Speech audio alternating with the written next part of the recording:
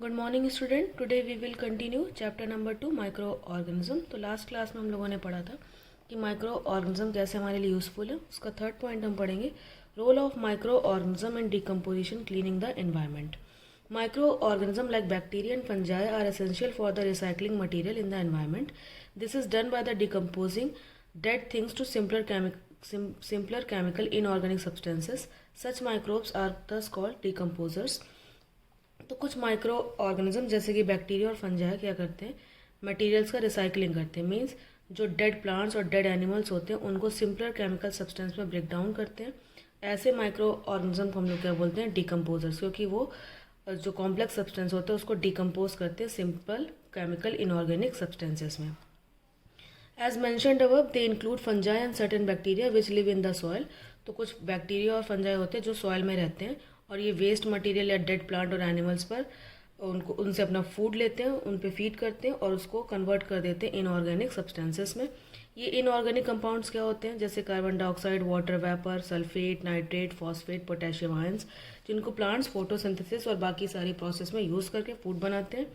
Decomposers जो होते हैं वो इम्पॉर्टेंट रोल प्ले करते हैं in the cleaning of the environment, क्योंकि वो डेड एनिमल और प्लांट को डिकम्पोज करने का काम करते हैं। डिकम्पोजर्स इन सीवेज ट्रीटमेंट। डिकम्पोजर्स और कहाँ यूज़फुल होते हैं, सीवेज ट्रीटमेंट में। सीवेज क्या होता है, सीवेज जो फीकल मैटर्स होते हैं या हाउस होल्ड वेस्ट होता है, सोप और डिटर्जेंट, उनको उनका ट्रीटमेंट में ये माइक्रो ऑर्गेनिज्म का यूज़ किया जाता है। वो सीवेज को हार्मलेस बनाते हैं और उसके बाद इस टाइप के सीवेज को बाद में डिस्चार्ज कर दिया जाता है रिवर्स में। और जब ये सीवेज का ट्रीटमेंट होता है तो मीथेन गैस प्रोड्यूस होती है बाय द एनारोबिक बैक्टीरिया, और मीथेन गैस को हम बोलते हैं बायोगैस, जिसका यूज़ किया जाता है एज अ फ्यूल होम, घरों में एज अ फ्यूल बायोगैस का यूज़ किया जाता है। इसमें मेनली कौन सी गैस होती है, methane gas. In India and China, rotting vegetation and animal dungs are used to produce biogas, which is used as a fuel in homes. India और China में जो रॉटिंग वेजिटेशंस होती हैं, मतलब सड़े हुए जो भी वेजिटेबल्स होते हैं, एनिमल डंग होता है, उसका यूज़ किया जाता है बायोगैस प्रोड्यूस करने में, जिसको फ्यूल की तरह यूज़ किया जाता है।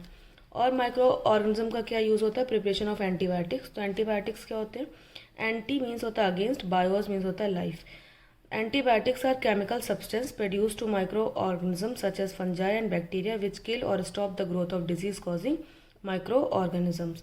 तो एंटीबायोटिक्स वो केमिकल सब्सटेंस होते हैं जिनका यूज़ किया जाता है जो डिजीज़ कॉजिंग माइक्रो ऑर्गेनिज्म होते हैं उनको किल करने में या उनकी ग्रोथ को स्टॉप करने में।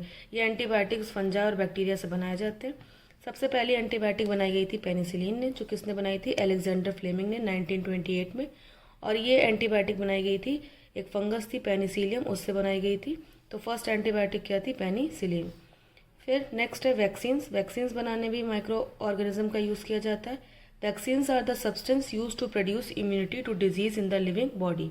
तो वैक्सीन्स वो सब्सटेंस होते हैं जिनका काम होता है कि बॉडी में डिजीज़ के अगेंस्ट इम्यूनिटी प्रोड्यूस करने का। इम्यूनिटी क्या होता है, it is a ability of the body to resist a disease by natural और आर्टिफिशियल मीन्स। तो इम्यूनिटी मीन्स होता है कि बॉडी की वो एबिलिटी जिसके थ्रू वो किसी भी डिजीज़ कॉजिंग ऑर्गेनिज्म के अगेंस्ट अपने आप को प्रोटेक्ट कर सके, अपने आप को रेजिस्ट कर सके। जब वैक्सीनेशन क्या होता है, vaccination is the method of producing immunity bye injecting a vaccine into the body. तो वैक्सीनेशन वो मेथड है जिसमें क्या होता है, किसी वैक्सीन के थ्रू बॉडी में इम्यूनिटी प्रोड्यूस की जाती है, उसे हम बोलते हैं vaccination. When a disease causing microbes enter your body act in two ways. जब भी हमारी बॉडी में कोई माइक्रोब्स एंटर करता है तो हमारी बॉडी दो तरह से बिहेव करती है। पहला, some white blood cells reach the invading microbes and eat them. अगर कोई भी माइक्रोब हमारी बॉडी में एंटर करता है, वो डिजीज़ कॉजिंग है, तो ये जो वाइट ब्लड सेल्स होती है वो क्या करती हैं, उसको चारों तरफ से घेर लेती हैं और उसको किल कर देती है। ठीक। दूसरा क्या होता है कि जो वाइट ब्लड सेल्स होती हैं वो एक केमिकल रिलीज़ करती है जिसे हम बोलते हैं एंटीबॉडी। जैसे यहाँ पर आप देख रहे हैं, ये वायरस है, कोई भी इन्वेडर हो सकता है, वायरस में बैक्टीरिया, फंजा, कुछ भी। तो ये वाइट ब्लड सेल क्या होती है, एंटीबॉडी रिलीज करती है। एंटीबॉडी उस माइक्रोब को चारों तरफ से कवर कर लेता है और उसके बाद उसको किल कर लेता है। तो जब भी हमारी बॉडी में कोई भी डिजीज कॉजिंग माइक्रोब एंटर करता है तो दो तरह से हमारी बॉडी एक्ट करती है। एक तो वाइट ब्लड सेल्स खुद ही उस इन्वेडर को ख़त्म कर देती है, दूसरा एंटीबॉडी प्रोड्यूस करके। तो एंटीबॉडी क्या होता है, antibody is a substance in the blood that help to provide immunity. तो एंटीबॉडी वो सब्सटेंस होते हैं हमारे ब्लड में जो बॉडी को इम्यूनिटी प्रोवाइड करने में हेल्प करते हैं। Once your body has been infected by the particular microbe, the body remember which antibody was able to fight the microbe. कभी भी हमारी बॉडी में कोई भी माइक्रोब एंटर करता है तो हमारी बॉडी क्या करती है, एंटीबॉडी बनाती है जिससे वो उसे किल कर देता है। लेकिन हमारी बॉडी हमेशा याद रखती है कि कौन से माइक्रोब को मारने के लिए कौन सी एंटीबॉडी का यूज़ करना है। इसका मीन्स क्या होता है कि अगर हम दोबारा उसी माइक्रोब के कांटेक्ट में आते हैं तो हमारी बॉडी पहले से वो एंटीबॉडी बना रखती है और उस माइक्रोब को किल कर देती है, डिस्ट्रॉय कर देती है। तो इसको कहा गया बिकमिंग इम्यून। तो इम्यूनिटी अपनी बॉडी में नेचुरल तरीके से ऐसे होती है। और दूसरा क्या होता है, जब हम वैक्सीनेशन हमें दिया जाता है कि वैक्सीन दी जाती हैं तो हमारी बॉडी में भी एंटीबॉडी बनती है और जिसको दोबारा उस माइक्रोब के कांटेक्ट में हम आते हैं तो हमारी बॉडी पहले से उसके अगेंस्ट काम करना शुरू कर देती है। Immunity can be induce artificially by introducing a dead और weakened microbes in a healthy body. तो इम्यूनिटी अपनी बॉडी में कैसे बनती है, आर्टिफिशियली। जब हम वैक्सीन्स लगवाते हैं उससे क्या होता है हमारी बॉडी में, तो वैक्सीन में बेसिकली होता है कि जो डेड या फिर बहुत ही वीक माइक्रोब्स होते हैं उनको आर्टिफिशियली तरीके से हमारी बॉडी में एंटर करा दिया जाता है। हमारी बॉडी एंटीबॉडी बनाकर उस डिजीज़ कॉजिंग माइक्रोब को क्या करेगी, किल करेगी और वो एंटीबॉडी हमारी बॉडी में रह जाती है। अब जब हम दोबारा उसी माइक्रोब के कांटेक्ट में आते हैं तो वो एंटीबॉडी उस माइक्रोब को किल कर देती है। This is the basis of vaccination और ये वैक्सीनेशन का यही मेन प्रिंसिपल है। इस तरह से कई सारी डिजीज जैसे smallpox, chickenpox, cholera, tuberculosis, hepatitis इसी मेथड से हमारी बॉडी को प्रिवेंट किया जाता है।